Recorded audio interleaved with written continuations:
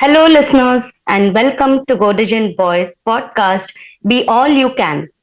I am Tejashree Joshi, leading the environmental sustainability vertical at Godrej Boyce, and I am very pleased to be your host for today.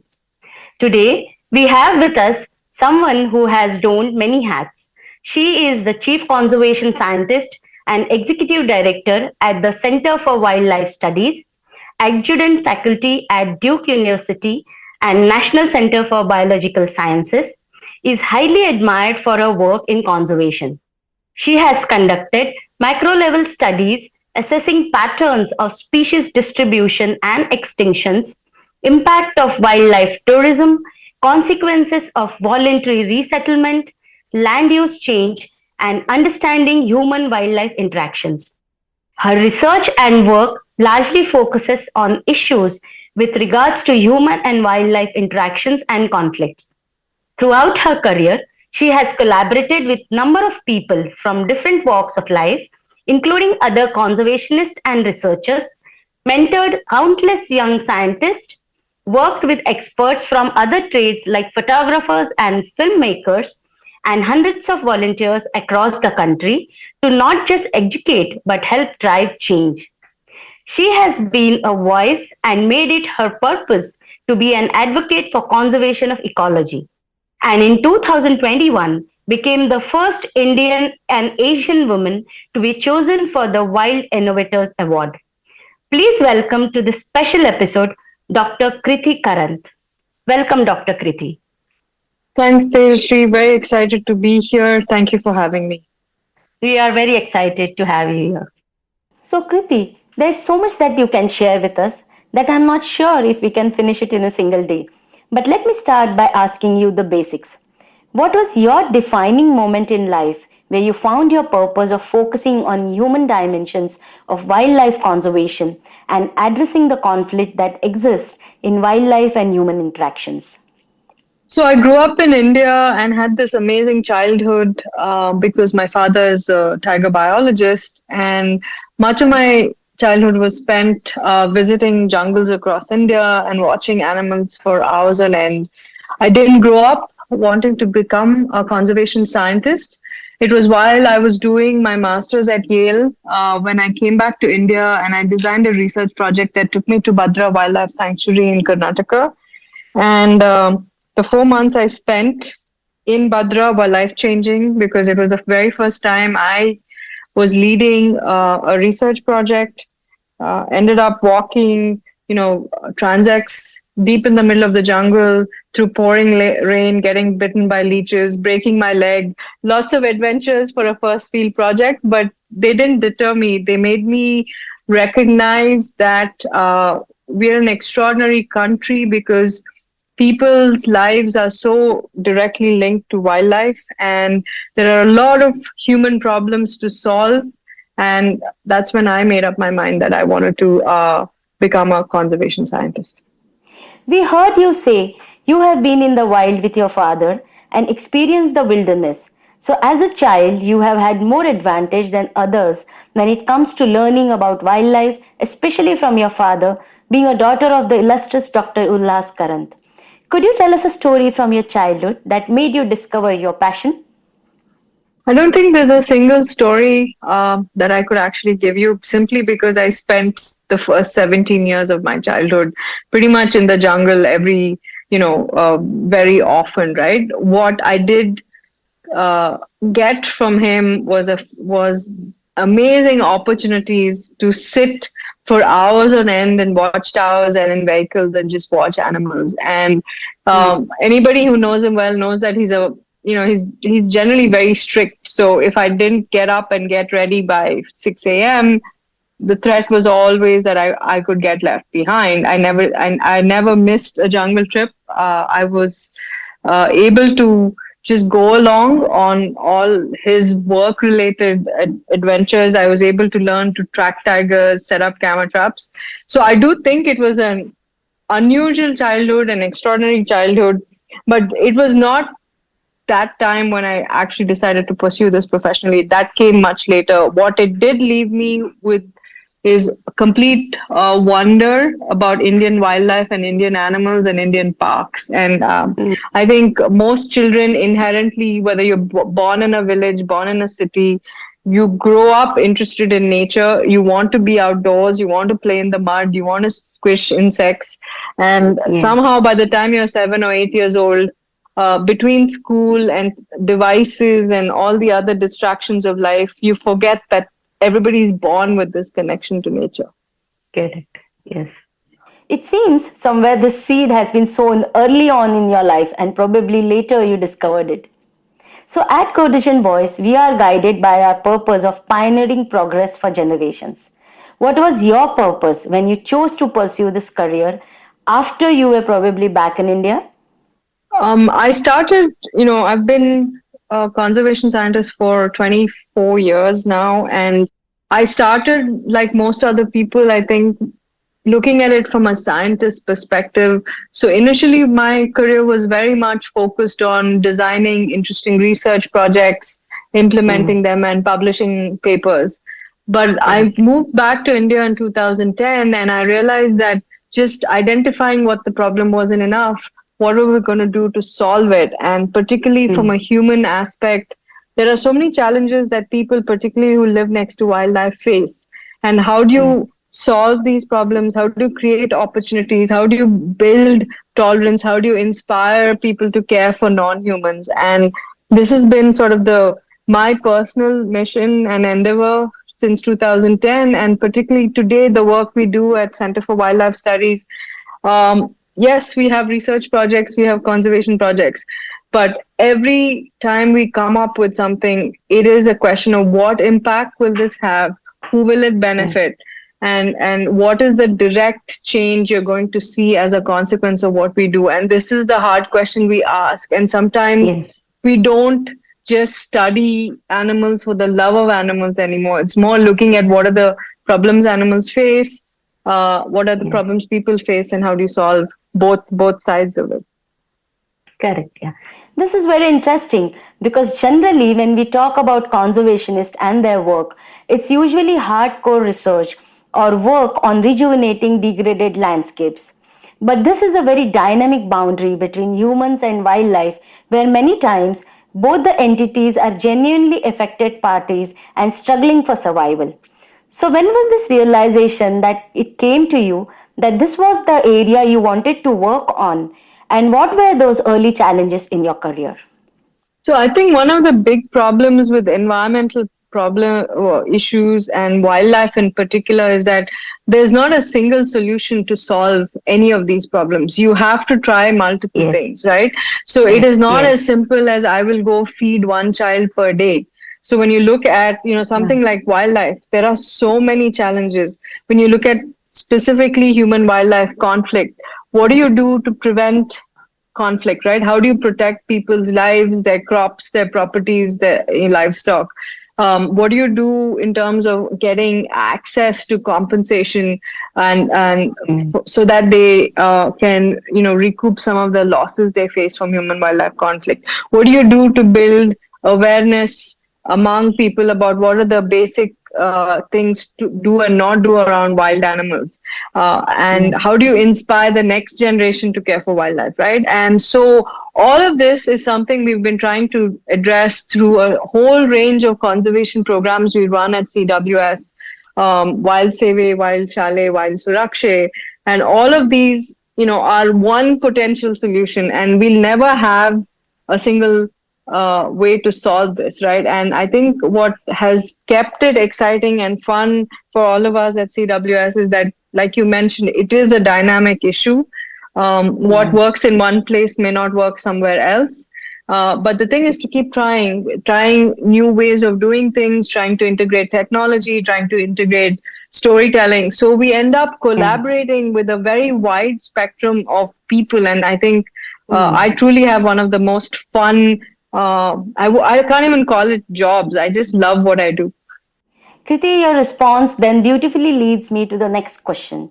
Could you tell us a bit more on your initiatives Wild Save, Wild Chalet, and Wild Surakshe? Sure. So I had done research on human wildlife conflict for about 10 years, recognizing that people who live in villages right next to wildlife areas or inside wildlife parks Yeah. bear the brunt of loss. And this could be losing Yes. crops, it could be having their livestock killed, it could occasionally also being have people directly being injured or killed because of a confrontation with an elephant or a sloth bear or a tiger. And Yeah. we realized that one, doing the research identified what is the nature of conflict. We were able to identify that India is a very high conflict country. About 100,000 incidents of altercations with wildlife are reported to the government across several states, to which compensation is paid. But there was not Mm. much else being done. A lot of people were trying mitigation measures like fencing and saris and Mm. growing chilies and growing ginger. Most of these Mm. mitigation measures don't work. So Work. in Yeah. 2015, we started with the Wild Save program, which is Mm. basically a conflict response program. And what it does is there is a toll free number that's circulated to thousands of villages across many parks today. And they call Mm. in, and our staff arrive at the scene and help them document what has happened. We don't pay the Mm. compensation, it comes from the government. All we do is act as a bridge to make sure that Mm. when people face issues, we are there to help them overcome this. So, this was the Right. first program I came up with in 2015. In 2018, we launched Wild Shale, which is a conservation education program. We go to village schools around all of these wildlife parks, and we've now worked in almost 20 wildlife parks with more than 30,000 children. And what Mm. it does is get them to understand, be excited and interested in wildlife, how to share space with wildlife, why does Mm. conflict happen, how do you solve it. And it is a very exciting program because the teachers and schools have been very receptive to it, because we use art, we use storytelling, we use games, and we just make it fun for the kids in the classroom. And for anybody who studied in India, that most of the time, Mm. education is sort of delivered in a very boring, non-exciting Yeah. manner. And when our team Yeah. comes and the children's are exposed to this, the first class, they're just, I think, just stunned, and then they catch up very quickly and go well past us. And it's been deeply inspiring to meet these kids, in Maharashtra and Karnataka and Goa and Kerala and Tamil Nadu, Madhya Pradesh, where we've delivered the program. And even Mm. our short 4 sessions, we've kind of measured the impact, and we have shown that we've been able to increase environmental knowledge, literacy, Mm. and given kids some basic ways to cope if they're in a conflict situation. And I'm very proud of what Shale has Mm. accomplished. And then the newest program that we came up with was Wild Surakshe, which was during the pandemic. Our Mm. staff got locked down in many places, just like most of us did. And we Yeah. realized that there were very commonly occurring diseases that spread between Mm. wildlife, people, and livestock, but there was very little awareness. Correct. COVID-19 is one zoonosis, there are many Mm. others. So we designed a public outreach program to go to all 70 parks in the Western Ghats where we primarily work. And Mm. I'm very proud to say, with all the lockdown, start, stop that most of us have been subjected to, my team has gone to, more than 65 wildlife parks. We're close to finishing. We've completed the work in, Maharashtra, Goa, Tamil Nadu, and Karnataka, and we are finishing up the work in Kerala. We've been able Mm. to reach, 35,000 frontline health department workers, forest department workers, Asha Anganwadi workers, gram panchayats, getting them to understand what are these common wildlife diseases, what is human wildlife conflict, how do you kind of Mm. address both, and really Mm. built, I think, the first sort of level assessment for this part of India on, what can we do going forward in a disease situation or a conflict situation. With the experience of going through a pandemic where things changed drastically, we all needed to cope up with different ways and means of reaching out to the stakeholders. Technology has been one thing which is now driving change and taking the whole experience to a different level. How has technology played a part in your work, and what has been your experience?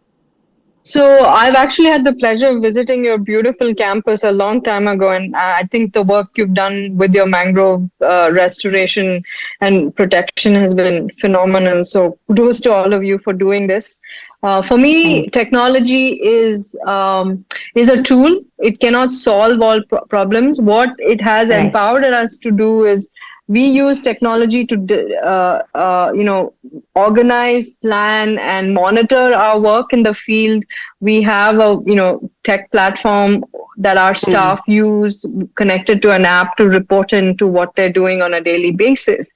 But in the Yeah. end, last mile delivery still comes down to Yes. having people on the ground and doing the work. And Yes. so I do think technology is an incredible enabler and allows you to scale. But at the end, you still need to have humans doing a lot of this. Yes. Absolutely. Absolutely. There's nothing like actual work on field. We read from an older interview of yours where you spoke about how, despite so many qualifications, being a woman in a field which is as challenging as you are in, sometimes people do not tend to take you seriously. What has been your experience? Do you think this has changed in the last few years? Also, how do you overcome this prejudice and continue to keep your focus on achieving your set goals? I actually don't think it's changed very much. I've been a professionally trained wildlife scientist for almost 25 years today. But when I walk Yeah. into a government office, my expertise Mm. and qualifications are still met with skepticism, right? And Mm. you have to work Yeah. your way up. This is not true in the private sector. This is not true in civil society. I Mm. think it is the collaborations that we have today. I definitely see how perspectives are different when you work with individuals, when you work with corporations and civil Mm. society compared to more formal government institutions, right? Mm. And the Mm. biases and prejudices and roadblocks, I think, are still very, very strong in our Mm. country, unfortunately. Mm. And if you are a woman leading an organization, there's even pushback and backlash for speaking your mind and kind of uh, and being upfront and asking tough questions. Earlier, I think I've realized that you just have to grow a thick skin. If you're Mm. committed to what you're doing and you're passionate about, eventually people see the truth. And so Mm. I've gotten better at not, I think, getting affected, but making sure the focus stays on the work rather than the person or the personalities. Yes. Yes. So, what would your advice be to those young women who probably face similar prejudices or find themselves in similar situations and working in diverse sectors difficult to penetrate, probably for being a woman in that field? I think the first thing is to stay strong and not give up, because if you truly love Yes. what you do, nobody can stop you from doing what Yes. you want to do. And secondly is to find a set of people around you who cushion you, who support you, who are there for both the Mm. ups and the downs. And you don't need a lot of people. I think having a few good people, whether they be friends or family, are good enough to fight the long battles, and surround yourself with people who truly care for you and understand what you're trying to accomplish, and you'll go far. You don't need the whole planet to be behind you. Mm. Your father has been an inspiration to you, and I'm sure you would have learned a lot of things from him, especially now that you are pursuing a similar career. So, as a mom, what are those few things you hope to teach a child? I actually think my mother has been a bigger inspiration to me. Uh, Yes, my dad took me to the jungle. He spent time with me, and I got opportunities to watch animals. But in terms of who I am as a person, a lot of it has been equally or more driven by my mom, because she was very independent. She had her own career. And so she raised me to be very strong and very independent. And that is what I hope. What I got from both my parents was the fact that they loved their professions. Whether mm. whatever you did, you find your calling and you pursue it with passion. Eventually, people will recognize you if you're doing good work. And financially, yes, financial security is important, but that should not be the decision point on which you make decisions. At least at key points in your career. And I think this is Yes. what I would hope for my own children, is that they discover what they love to do. And Mm. I think I meet a lot of young people who are kind of pressurized into pursuing certain careers because of financial security or family Mm. pressures. And I think the thing is to take time to figure out what you like, and once you do, I think Mm. everything else will follow. Yes. Yes. I agree. You have spoken about onboarding citizen science that aids your work in the area of solving human and wildlife conflict. What do you mean by that term and why is it so important? How does it really support this wide idea of your work? So, if you are a typical scientist, you're in a research team of one, two, maybe five, six people. You're out there collecting data. It'll take Yes. a very, very long time to collect any kind of data, whether you're doing surveys in villages or walking in the forest looking for animal signs. So Mm. at CWS, actually, for almost 30 years now, we've involved uh, non-wildlife people in helping collect Mm. our data. And, I think we've taken almost 10,000 people to volunteer with us. Wow. And this has been people who are, students, doctors, engineers, businessmen, filmmakers, all kinds of people who are interested Mm. in wildlife, cannot change their careers but want to help wildlife in some way.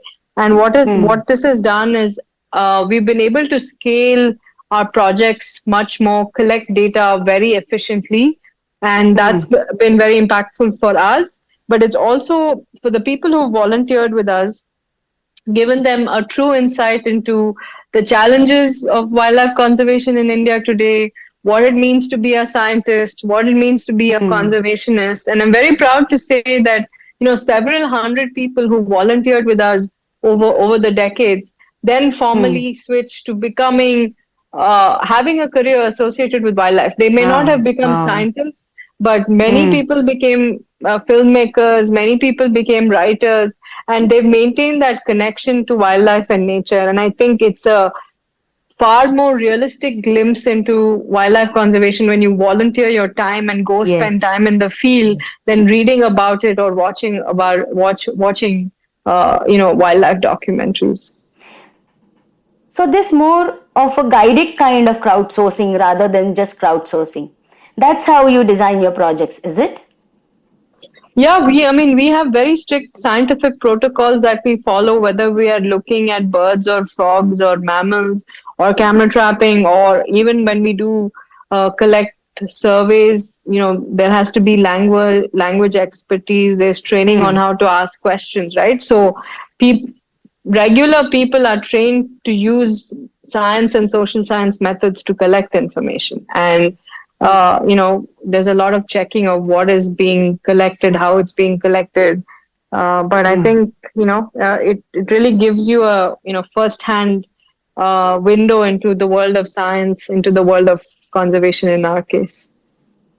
With so many people joining you in your excellent work, what has been the scale up of your work, the geographies that you have been able to spread across, and what do you see as a future on scale and long term impact of the work that you are doing? So I think the question of scale is important but different, whether you're talking about a scientific project versus a conservation project. With a Mm. scientific project, a lot of people at CWS today follow their passion, right? So we have Mm. people who are interested in elephants, leopards, lion-tailed macaques. Okay. They design research projects focused on these species. We have people interested in human side of it. So we're looking at, how do you create more space for wildlife, connectivity issues, opportunities Mm. from wildlife tourism. They design specific research questions that they implement depending on where the animal is found or where the question is relevant. For Mm. conservation, it's a completely different approach. We typically try our programs in Karnataka because we've worked here the longest.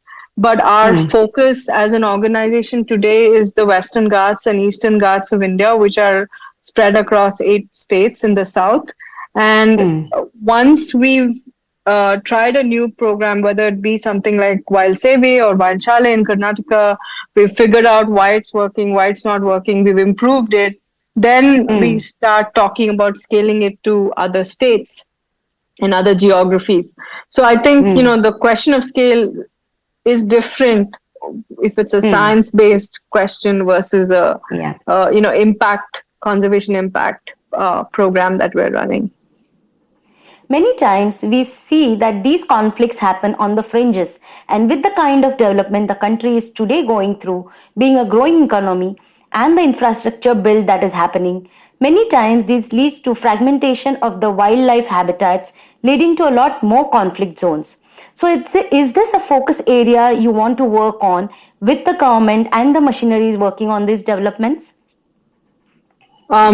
Absolutely. Thank you for highlighting one of the biggest issues for wildlife conservation in India and the world today, right? With a country the size of India, where aspirations and upliftment of millions of people out of poverty to improve their lives is a clearly needed and important mission. We have less Yes. than 5% of India's land set aside for wildlife. A lot of this Mm, 5% is disconnected, fragmented, degraded. And then when you add on infrastructure pressure onto this 5%, it's causing an accelerated impact in all wildlife areas across the country today, right? And it mm. is pitting human needs against wildlife. And maybe it's easy to talk to somebody about what elephants need and tigers need, but when you start talking about rare frogs or some Right. reptile that people are not particularly enamored by, yet infrastructure projects have huge impacts on species Factor. habitats.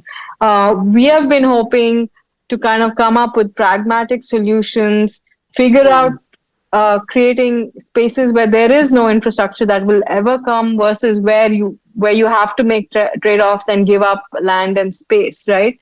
But mm. it is a Yes. huge concern, and I really worry that in the next 20 years the rate of growth and development might hugely affect that 5%, where your functional wildlife areas in India may come down to less than 1%. And that to Mm. me is deeply worrying because, my definition of Indian is not just human. There's a lot of Mm. non human Indians that we need to Yes. kind of care for. Yes. Yes. With the highs and lows in this long, illustrious career dedicated to conservation, can you share any goosebump experiences while on field, and how did that reinforce your belief in the work that you are doing today? There have been extraordinary highs and lows, but my happiest moments are still those where I get to see animals. And last year in February, I was walking with my team on foot, and we saw a tiger, on foot about 100 meters away. And the thrill Oh, of just wow. seeing a wild tiger on foot Yes. or a wild elephant or bears or any other large species, to me that is the happiest moment. Of those are the happiest moments, and one moment like that can kind of recharge you for the rest of the year and give you the energy to keep fighting. So for me, it's still That's right. being in the jungle watching animals that takes precedence over everything else. Thank you so much, Krithi. Thank you for inspiring our colleagues with your work and life experiences. And to our listeners, thank you once again for tuning in to yet another episode of Be All You Can. We would love to have your suggestions on guests for the show.